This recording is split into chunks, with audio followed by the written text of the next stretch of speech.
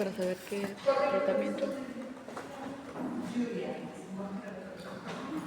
Juliana, exacto, para poder hacer e instaurar un adecuado plan de tratamiento. Además, para hacer un diagnóstico diferencial.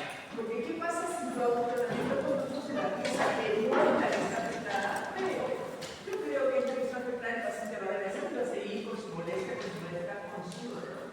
No solamente instaurar el adecuado plan de tratamiento como bioglucotomía o electrotubectomía, sino saber elegir qué medicación de conducto voy a utilizar, saber elegir qué sustancia inhibidora voy a utilizar, si utilizo sistemas rotatorios, elegir cuál sería el más adecuado, porque existen muchos, cuál sería el más adecuado para tratar el diagnóstico de cómo también a la anatomía. Muchas cosas son las que tenemos que evaluar antes de instaurar un plan de tratamiento.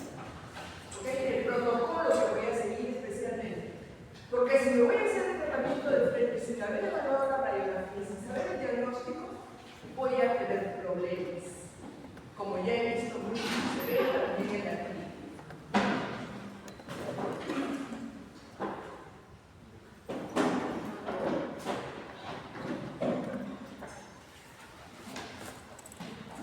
Muy bien, ¿cuál es la razón por la que viene el paciente a la consulta? La principal razón. Juliana, si es dolor, el dolor, y cuando el paciente llega con dolor, nosotros no lo podemos mandar a su casa, ponerle una medicación, regresar después, tengo visitas llenas de no, son tratamientos de urgencia. Entonces el paciente debe ser atendido inmediatamente. Debe ser atendido inmediatamente, porque si no vamos a resolver el problema, una analgesia antiinflamatorio no es suficiente. Es necesaria la intervención del odontólogo o especialista. ¿Cuáles son los principales objetivos para realizar un diagnóstico de conductos? Un diagnóstico grupal o perimetral.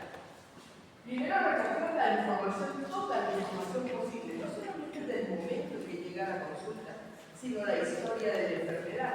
¿Cuándo empezó el malestar? ¿Cómo es que se produce este malestar? ¿Cómo es el dolor? ¿De qué tipo de urinario, pulmar, etcétera?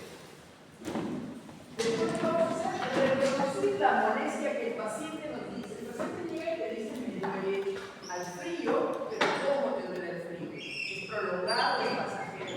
Sí, se dice prolongado, pero nosotros tenemos que probar, después que el paciente manifiesta, cómo son esos molestias que ellos presentan. Determinar cuál es la causa, es decir, determinar cuál es la pieza dentaria afectada. Podría ser tratarse también de un punto prematuro de contacto y no es necesario hacer el tratamiento de conductos. Eliminar la causa y devolver la función al órgano dental. No solamente es hacer el tratamiento de conductos, sino que esa pieza entre en función. ¿Cómo va a entrar en función? ¿Qué me puede decir? Joven. ¿Cómo? Entra en función rehabilitante, porque podría venir con destrucción coronaria, necesito un perro, una corona, una incrustación o simple y llanamente una restauración. Ese es el momento en que termina el procedimiento. No se puede dejar a él venir y así terminé su resina o su restauración momentánea, provisional, porque puede corrernos el riesgo que esa pieza se fracture posteriormente.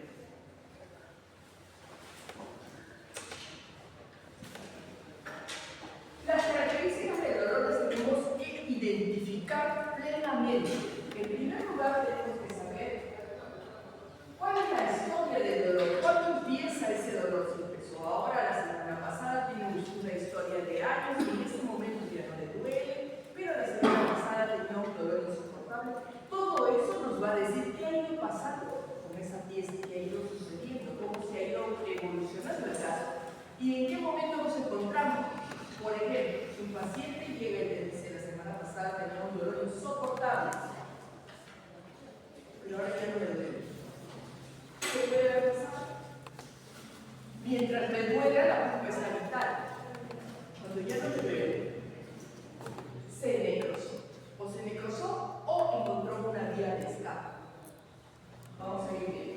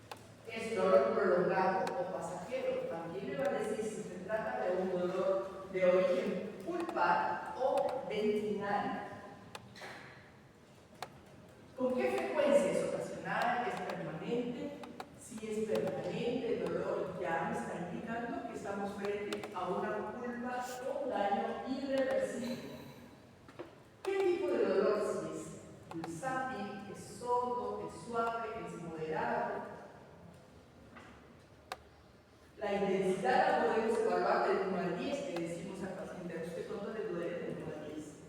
Y ahí podría él indicar más o menos realmente cómo es el tipo de dolor que siente en ese momento. Si es provocado o espontáneo, importantísimo también para determinar qué tipo de dolor se está produciendo en ese momento.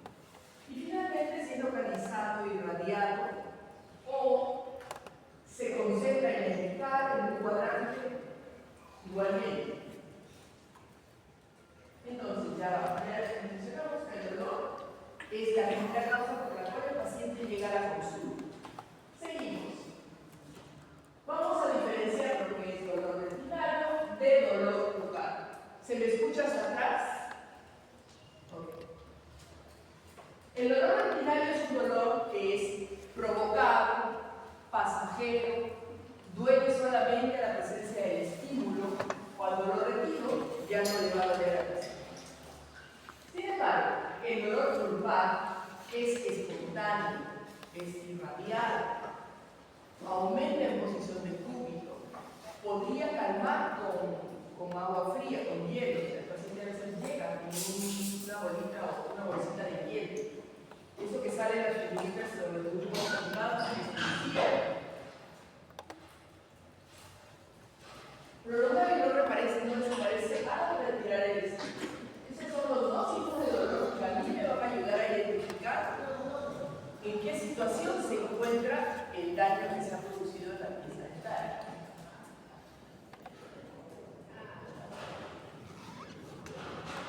Para eso tenemos que hacer exámenes iniciales al paciente.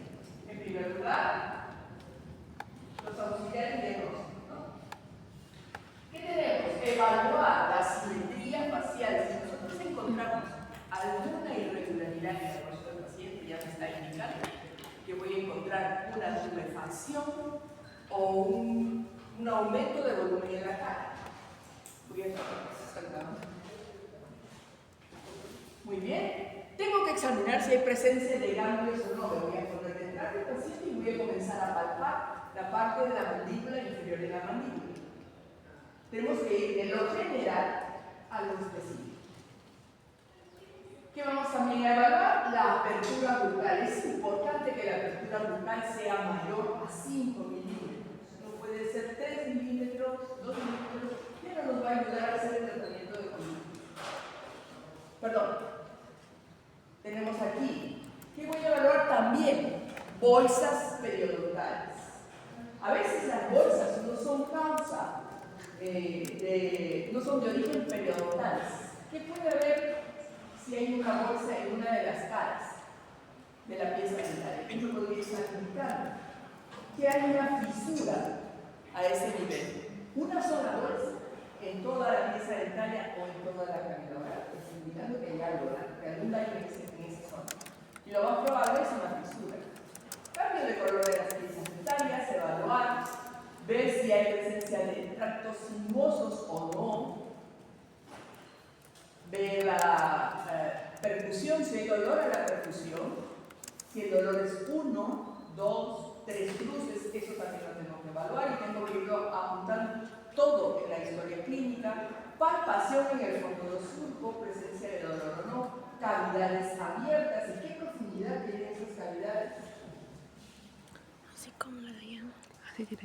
Así tiene mi paciente.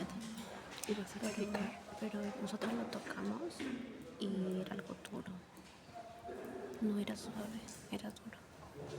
Y por eso la doctora dijo que era una lesión. Análisis radiográfico exhaustivo, jóvenes. Evaluar la presencia de imágenes radiolúcidas periapicales, imágenes radiolúcidas a nivel de tercio medio cervical, imágenes radiolúcidas a nivel de la cámara, imágenes radiofármacas que me podrían estar indicando una restauración profunda en la pieza dentaria. Hacer el examen de la prueba del frío con el EndoEyes. Lo voy a colocar en la pieza y si responde, está vital. Si no me responde, estaría vital. Puede ser que no, como puede ser que sí. ¿En qué casos estaría vital y no responde el EndoEyes? Cuando hay una calcificación de la cámara o retracción de la cámara, ¿no es cierto? La cámara comienza a retraerse y ya no va a haber la misma respuesta a los estímulos. Entonces tenemos que seguir pasando a otro tipo de exámenes auxiliares. Movilidad, presencia de movilidad o no. Cuando realizamos la prueba de la anestesia, jóvenes, ¿a alguien se le ocurre? ¿Cómo? Para diferenciar. Las piezas, o sea, por ejemplo, para hacer de la ubicación del dolor. Correcto. ¿Cuál es su nombre? Rius. Exacto, como dicen sus compañeros. Si tengo un dolor irradiado en toda la cara, como mencioné, ¿cómo voy a identificar si no encuentro hay piezas comprometidas en la cara superior como en la inferior? ¿Cómo realizo el diagnóstico en este caso? Voy a colocar una puntular. Si el dolor desaparece, ¿dónde se encuentra el problema entonces? Si coloco una tondular, el dolor desaparece. ¿Perdón? ¿Arriba o abajo? Abajo, correcto. Es muy sencillo. Si no desaparece, voy a tener que identificar en la zona superior. En la zona superior no voy a colocar anestesia infiltrativa porque no me va a ayudar mucho. Porque hay fibras dentarias fibras nerviosas que podrían estar irrigando a varias piezas al mismo tiempo. Entonces no me va a ayudar mucho, pero sí me va a ayudar la tróncula. Seguimos. Cuando no funciona o no responde o continúa el dolor, además de poner la anestesia troncular, podría utilizar la intraligamentaria en la zona superior. Si tuviera dudas entre dos piezas, ¿estamos, chicos? La anestesia intraligamentaria va en el espacio virtual entre el hueso y el diente. Por último, no logro identificar en algún caso si la pieza está comprometida y la comprometida para mí está vital o no. Entonces voy a hacer la prueba de la carrera. Es el último recurso que vamos a utilizar. La prueba de cavidad significa que voy a entrar como si estuviera haciendo el acceso cameral, pero sin anestesia. Si el paciente responde, está vital. Si no, está necrosado.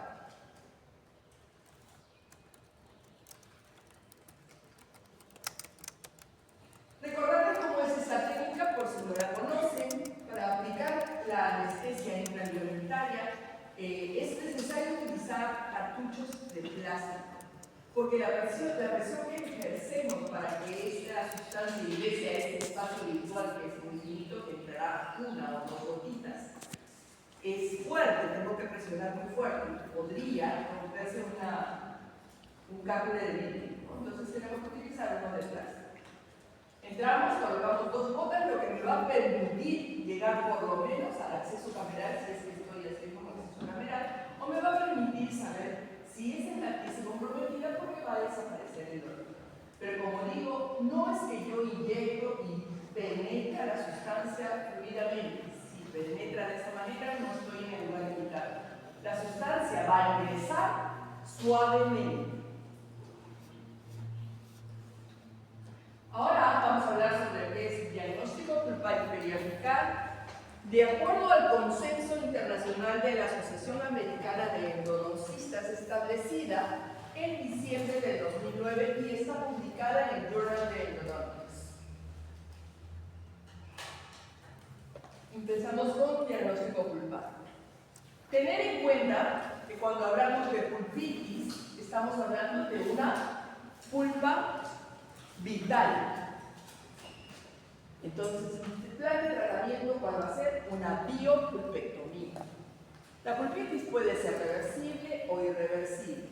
Dentro de las irreversibles, sintomática o asintomática. La sintomatología para determinar el diagnóstico es aquella con la que viene el paciente a la consulta en el momento. Lo que me refiera anteriormente solamente me va a indicar la historia del dolor, de cómo ha ido evolucionando. Pero, de acuerdo a lo que llegue a la consulta, las pruebas que yo voy a hacer y la respuesta que voy a obtener, ese es el momento en que realizo el diagnóstico. Entonces, primero tengo que saber cómo responde una pulpa normal, en un estado normal.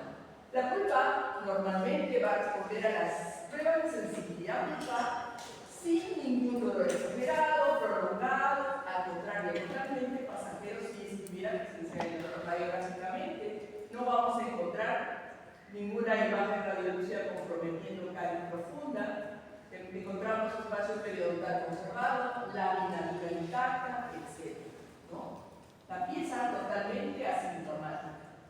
Ahora vamos a pasar a lo que es pulpitis reversible, aquella ocasionada ¿por qué? Por caries profunda, exposición de túbulos dentinarios, afracciones,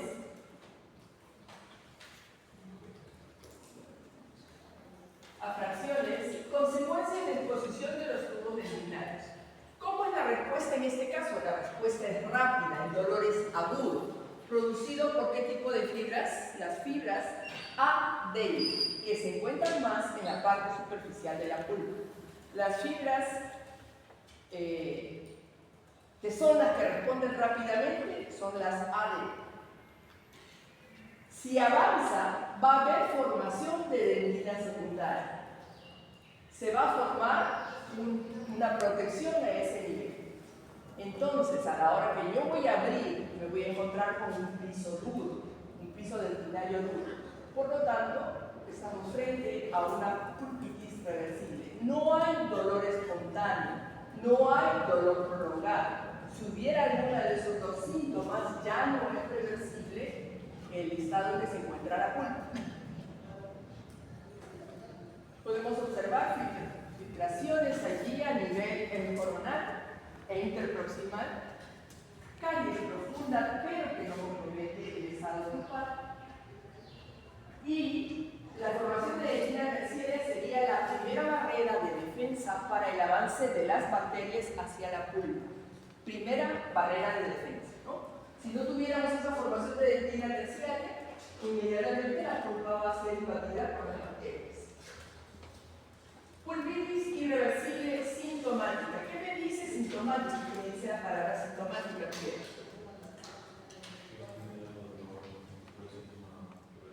Que hay presencia de dolor espontáneo.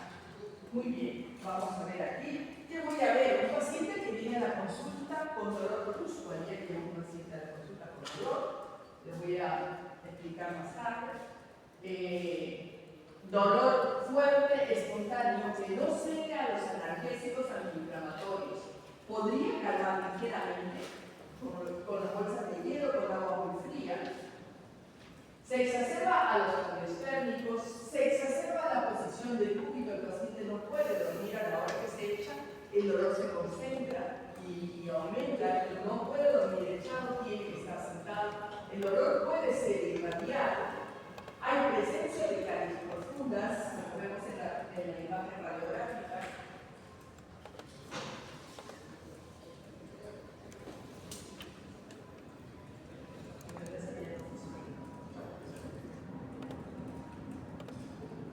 Listo, ahora que hago la cultura capilar, ¿qué voy a encontrar?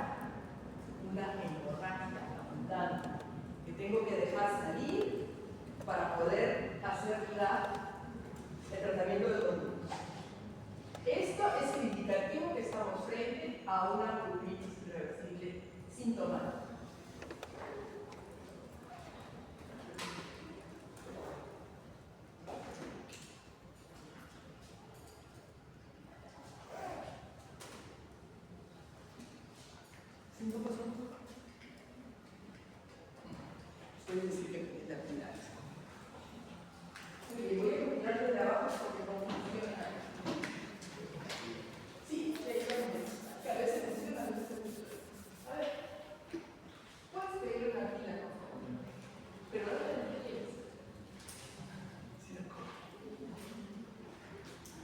Continuamos. Quedó claro lo que es la hepatitis irreversible sintomática. ¿Sí? El paciente llega con dolores. No es que me duele porque yo lo provoco. No, él llega con dolor a la mano. Irreversible sintomática. La que dijo era sintomática. Sintomática. Y esa es la Se sintomática. empaqueta alimentos en una cavidad abierta, profunda. Pero ¿por qué no duele? ¿Cómo es que el proceso inflamatorio agudo? Aquí me puede explicar. ¿Qué características tiene el proceso inflamatorio? Tiene 5. ¿Cuáles son? Tumor, dolor, rubor, calor y pérdida de función, ¿correcto? Entonces, todo eso se produce ¿en qué? En la hepatitis irreversible sintomática. Hay aumento de edema, comienza a comprimir el paquete bajo los nervios. Sin embargo, en este caso hay una cavidad callosa profunda, que probablemente ya tenga compromiso con el techo cameral, lo que permite que el edema pueda ir saliendo por ahí. Y ya no hay una compresión a ese nivel. ¿Correcto? Porque me duele cuando se empaquetan los alimentos, porque cierro esas vías de escape. ¿Qué hago en esos casos? Puretear la cavidad para ver qué tan profunda es. Y si encuentro un cuerpo pulpar, obviamente ya está comprometida la pulpa de cavidades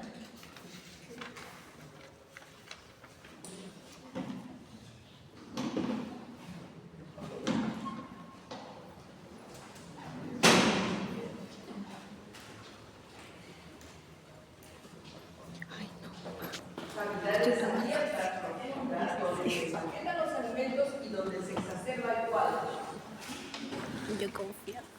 Radiográficamente, imágenes radiovisuales compatibles con caries profundas de fosa, posiblemente con... De ahí va a sacar mi diagnóstico, Cuando hablamos de parecía. imágenes radiográficas, ¿cómo voy a describir una radiografía? ¿Con presencia de una cavidad o con la presencia de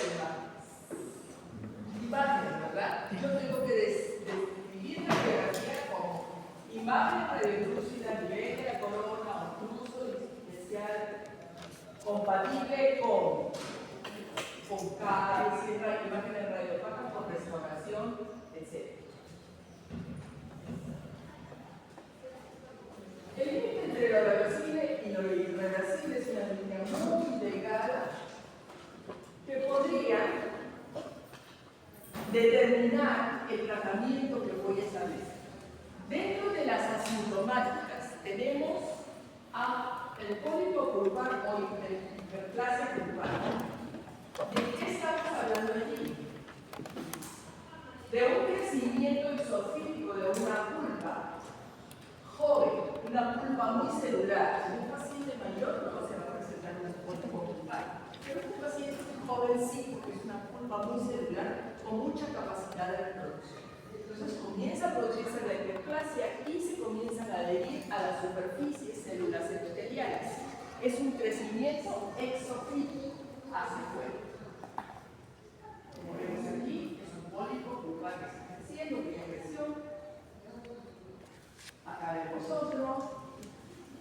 Cavidad profunda en donde en un paciente joven. ¿Qué tenemos que hacer en estos casos? Recuerden que es una cavidad abierta y si tenemos gingiva, esta podría invadir esa cavidad. Tengo que hacer un diagnóstico diferencial con lo que sería un pólipo gingival.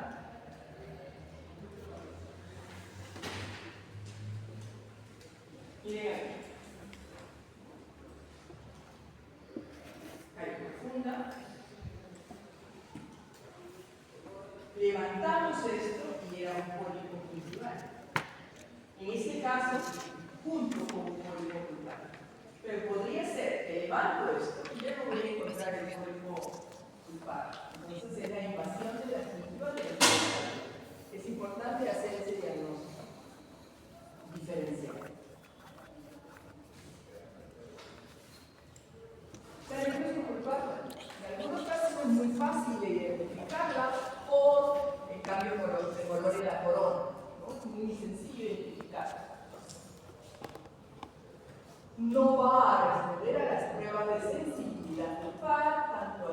como el valor, totalmente asintomático. En multirradiculares, ¿qué podría pasar? Que me den falsos positivos. Por ejemplo, tengo una pieza dentaria, una multiradicular, que tiene un proceso periapical, una 3,6, tiene un proceso periapical a nivel de la raíz distal, pero sí responde a las pruebas de vitalidad pulpar, porque la ramificación de la pulpa a nivel de la raíz mesial está vital, pero a nivel de la raíz distal está necrosada. Podría darme falsos positivos en esos casos.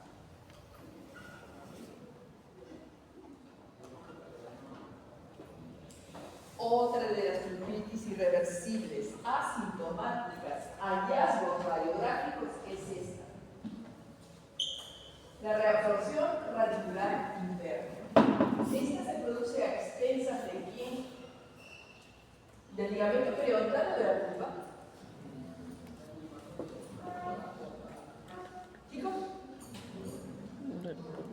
De la pulpa. Mientras la pulpa está presente, esto va a seguir avanzando, va a seguir destruyendo. ¿Qué sucedió aquí? Los odontoblastos se han transformado, han sufrido una metaplasia y se han transformado en dentinoclastos. Comienzan a destruir de adentro hacia afuera. Inmediatamente nosotros identificamos un caso de reabsorción radicular interna, debe ser tratada, es decir, eliminar la pulpa, porque mientras esta permanezca vital, se irá destruyendo la pieza dentaria y podría perforar inclusive llegando al periodonto. ¿Cómo la voy a identificar? Vemos aquí el conducto que se abre o desaparece y vuelve a conectar el conducto aquí. ¿No? A este nivel de la imagen radiolúcida, la reabsorción radicular interna desaparece. Generalmente, ¿qué ha ocurrido? Hay antecedentes de trauma.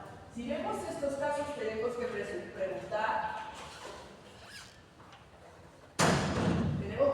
al paciente si ha sufrido algún trauma últimamente, unos meses atrás, se cayó de la bicicleta, se golpeó, algo, pero hay muchos que dicen me cayó una pelota en la cara, etc.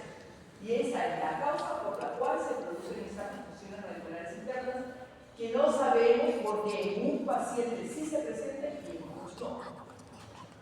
Otra de las maneras como se presenta la reabsorción radicular interna es como una mancha rosada a nivel de la corona.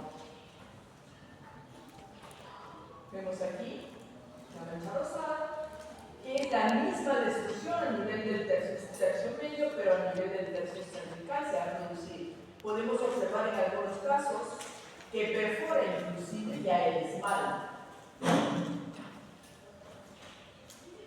Esta es la radiografía de esta pieza. Vemos una imagen radiolúcida compatible con destrucción a ese nivel. No puedo decir que está bien porque no está bien.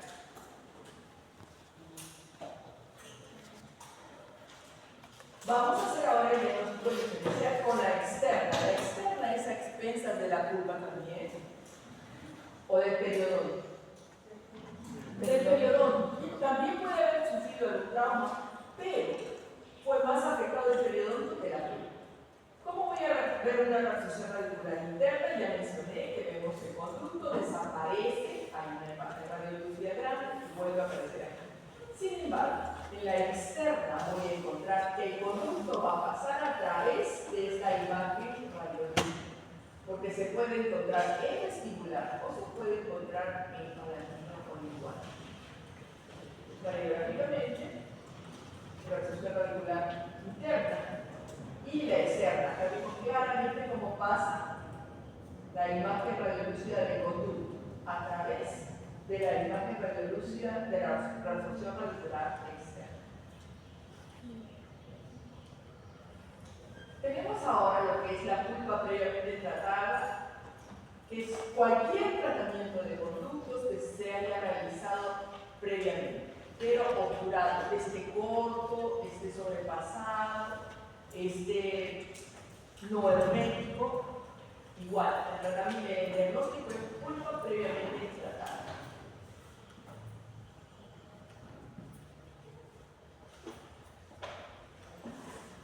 La teoría diagnóstica me va a indicar que observamos imagen radiopaca a nivel cameral y radioangular compatible con material de obturación endodóntica.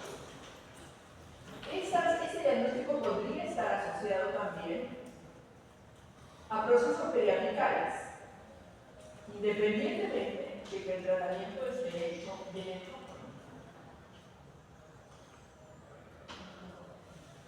Tratamiento endodóntico previamente iniciado. Es aquella pieza en donde ya se ha intervenido. Así no hayan concluido, así solamente hicieran el proceso de un cuerno, si solamente hicieron la apertura cameral, ya es un tratamiento endodóntico previamente iniciado. ¿Y qué vamos a realizar nosotros? ¿Un tratamiento o un retratamiento? Un retratamiento, jóvenes, porque cuando entro a una cavidad o a una pieza dentaria que ya ha sido tocada por algún colega anteriormente, yo no sé qué han hecho esa pieza, si solo hicieron apertura, si solo hicieron una pulvectomía parcial, si han eliminado la pulpa cameral o la pulpa radicular, si era un negocio de pulpitis o era un negocio de necrosis, no sabemos nada de eso. Solamente vamos a poner que vamos a realizar un retratamiento.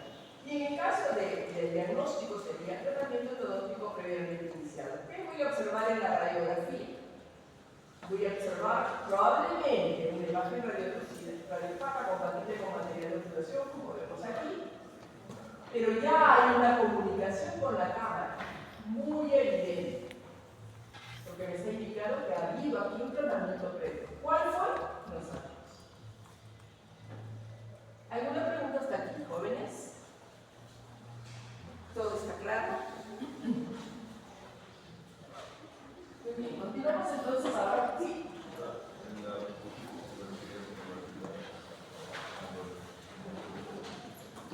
Puedes hablar con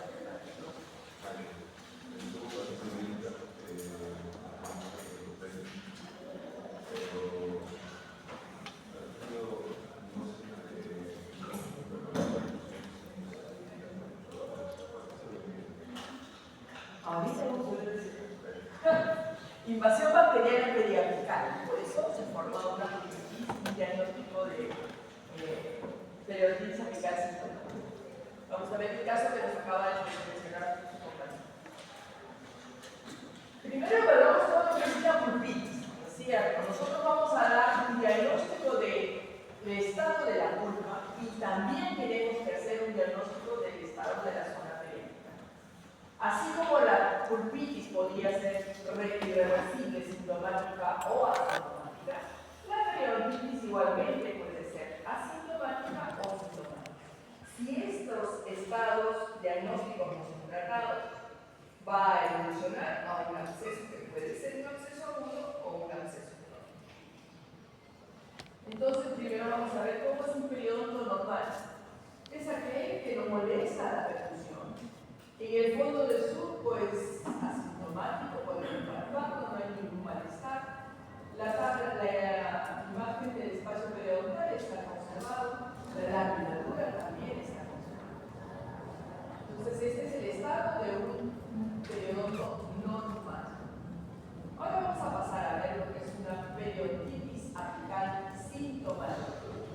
¿Cómo llega el paciente a la consulta? Como dijo su compañero Rius, el paciente llega con un dolor en la pieza que puede identificar, es localizado, no puede morder, siente como que la pieza está fuera del alveolo, está intocable, inclusive cuando pasa la lengua al paciente le duele. Esta es una periodontitis apical sintomática, no porque la provoqué, jóvenes, que quede eso claro. No porque yo estoy provocando con la percusión, no, el paciente llega a la consulta porque le duele y no puede morder por ese lado. Se siente como si el dolor, la pieza estuviera fuera del alveolo. ¿Producto de qué? ¿Por qué se siente como si la pieza estuviera fuera del alveolo? Signos de la inflamación, jóvenes. Razonemos. ¿Qué se produce? ¿Qué más? pero ahí no estamos viendo ni el tumor ni el calor. Se va a producir un edema ahí, ¿no? Un edema a nivel periodontal, periapical, que va a producir que el diente se sienta como que está emergiendo fuera del alveolo. No voy a hacer percusión, obviamente. Si el paciente ya me está diciendo, vengo, no puedo, me duele, no puedo morder, no puedo masticar, ¿lo voy a permitir? No, porque voy a exacerbar el cuadro. ¿Qué voy a hacer? Voy a palpar solamente, porque a la presión al paciente le va a doler. No es necesario permitir en esos casos. Voy a palpar, voy a ver si responde a la presión y le duele el paciente, entonces es la pieza que me está indicando. Es un dolor localizado, por decirlo así. Muy fácil de identificar. En todos los casos la culpa estaría vital. No siempre puede estar vital o puede no estar vital. En todos los casos tengo que hacer tratamientos de conductos jóvenes. Cuando la periodontitis, cuando se presenta una periodontitis sintomática.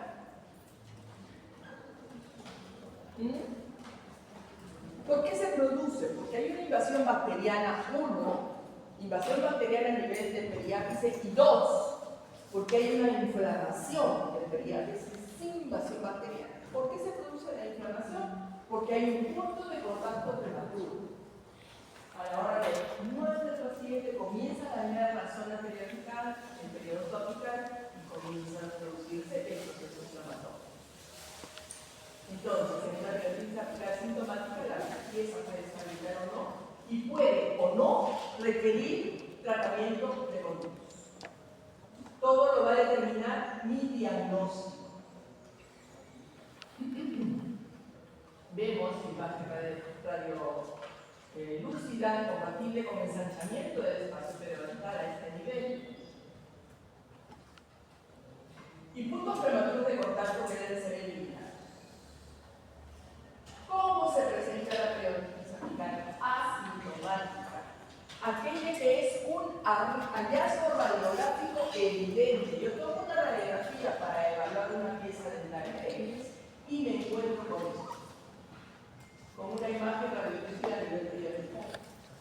Hallazgo radiográfico. El paciente está totalmente asintomático. No tiene ningún malestar. ¿Por qué se produce esto? ¿Por qué no avanza más allá? Porque hay la formación de un granuloma. ¿Qué se produce a ese nivel? Hay presencia de bacterias que están a nivel de la primera entrada de la zona periapical y el resto, digamos que es un tejido de contención, pero vamos a ver más allá. Si esa imagen radiolúcida se puede determinar que sea un granuloma, un quiste, un absceso, no lo puedo determinar, tendría que hacer un corte histológico. Por eso solamente mencionamos cuando describimos imagen radiolúcida periapical compatible con una lesión periapical. Lo mismo aquí, imagen radiolúcida. Para que se vea esa imagen a nivel de hueso, jóvenes, ¿qué destrucción tiene que haber? ¿Qué porcentaje de destrucción? 20, 30, 60% de destrucción ósea para poder observar eso. O sea, puedo no observar, pero se está formando la lisis ósea.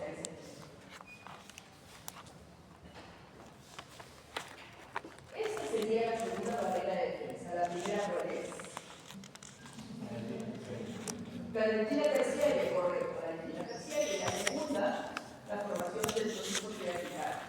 Avanza, controla el avance de la periapical. Si no se formara eso, las bacterias que no estarían formando los organismos. Entonces, ¿qué es la zona de Fish en un granuloma? Fish hace muchos años describió lo que son las zonas que se presentan en un granuloma, que son las que van a controlar el avance bacteriano. A nivel periapical, a este nivel, voy a encontrar una zona de inflamación aguda y células del tipo inflamatorios agudos, como son los macrófagos y polimorfos nucleares, así también como bacterias. En la zona de infección voy a encontrar células del proceso inflamatorio agudo.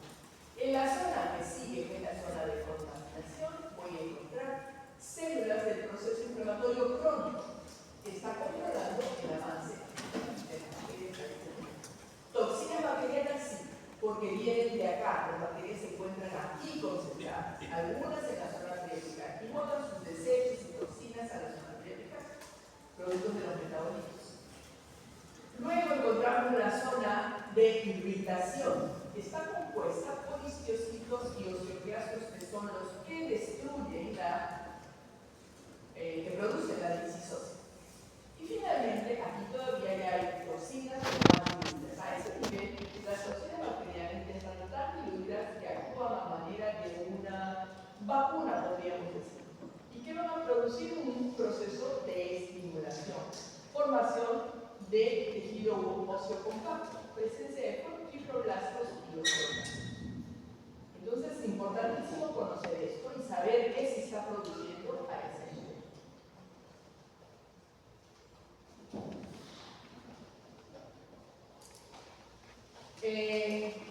Cuando hablamos de las periodontitis apicales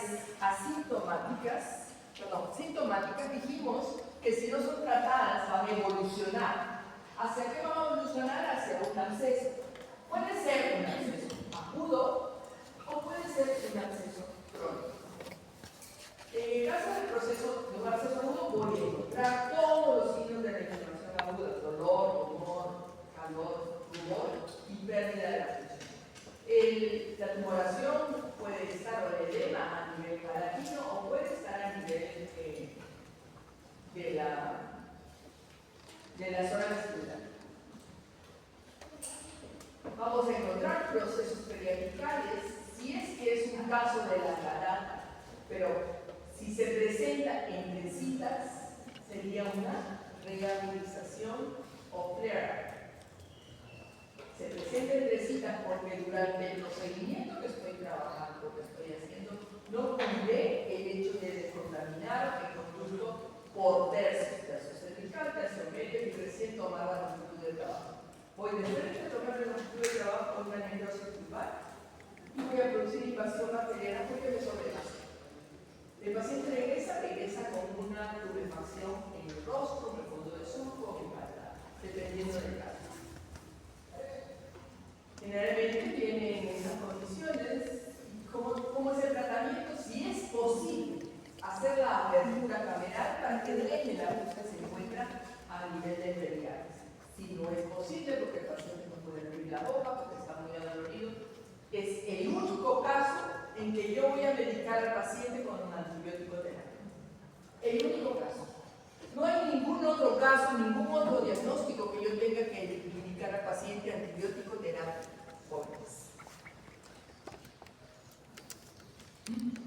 Hay casos que se presentan como esos. ¿Tendría que tratarlo yo? Ya no es mi ámbito. Ya tengo que mandarlo a un hospital para que sea tratado por lo menos. Este tipo de tuberefacciones ya que invaden hasta la zona auricular es muy riesgoso. No es de nuestra competencia. Debe tener un tratamiento hospitalario inmediato. Les voy a presentar un caso que llegó a la clínica de posgrado. Como se darán cuenta, este labio no es el estudio del paciente. Acá presenta una tuberefacción importante. Tomamos radiografía y miren la lesión inmensa que encontramos. Un tratamiento neurológico defectuoso. El paciente no se atendía a pesar de tener ese problema por diversas razones. En este caso, supongo que acude a cada consulta, se le realiza la evaluación.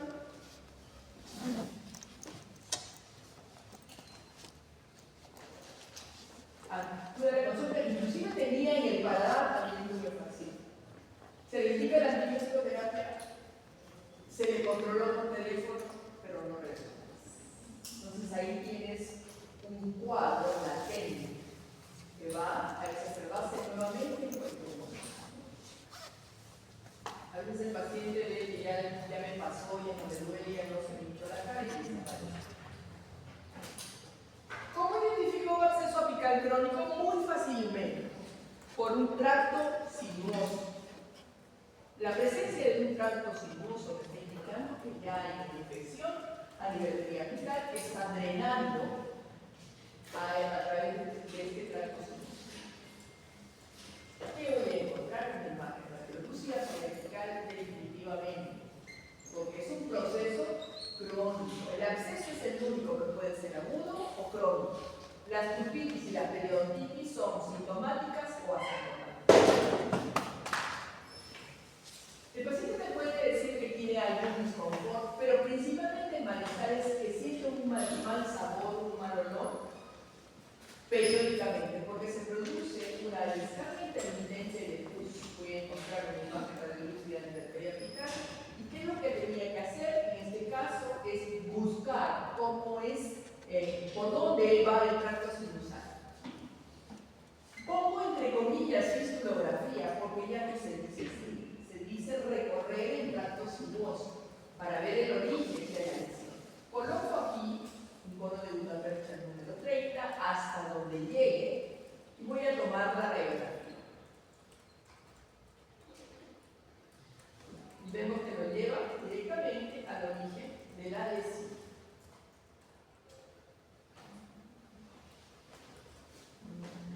Este es un video y no lo puedo poner porque no tenemos. Son varios diagnósticos realmente todos juntos, pero los tenemos que resumir. Generalmente dictamos diagnóstico pulpar y diagnóstico periodical separados porque no tenemos muchas teorías para dictar en este curso, solamente 14, 7 de prótesis y 7 de prótesis. Entonces hablamos sobre la osteitis condensante, que es una condensación ósea a nivel periapical, producto de una lesión permanente, pero de baja intensidad. ¿Cómo va a responder el hueso? Produciéndose una condensación a este nivel. La pulpa podría o no estar indicada o responder a las pruebas de sensibilidad pulpar, podría estar sensible a la renovación, pero generalmente estos son también hallazgos radiográficos, ¿no? Imágenes radiopacas a nivel periapical del hueso. Osteitis condensante.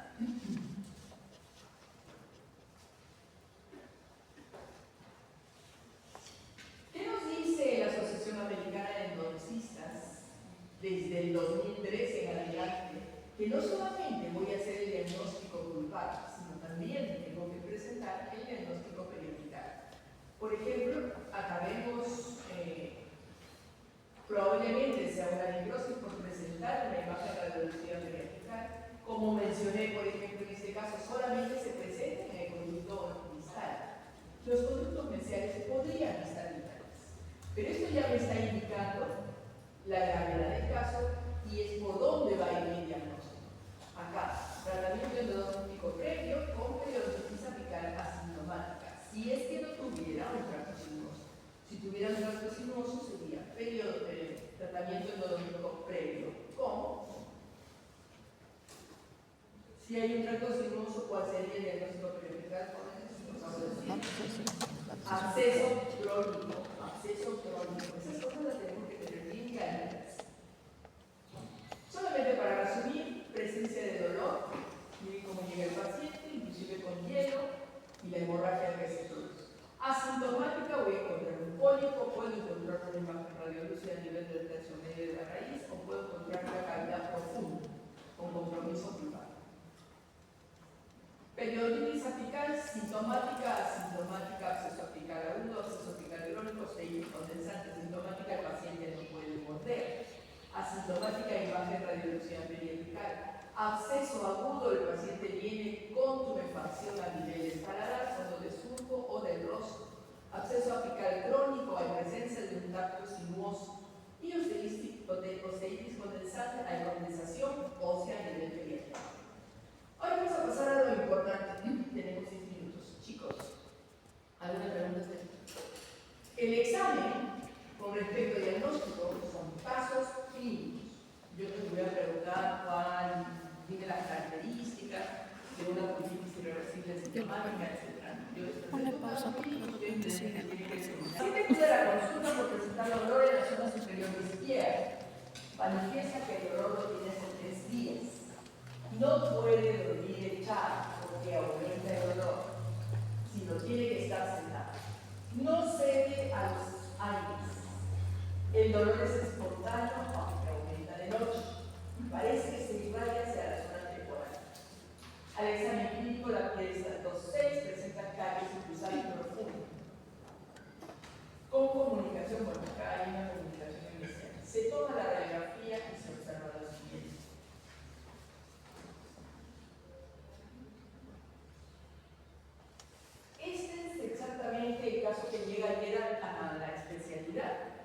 Llega una compañera de quinto año de ustedes que no pudo dormir toda la noche. Me dijo todo lo que usted dictaba, doctora, todos los días.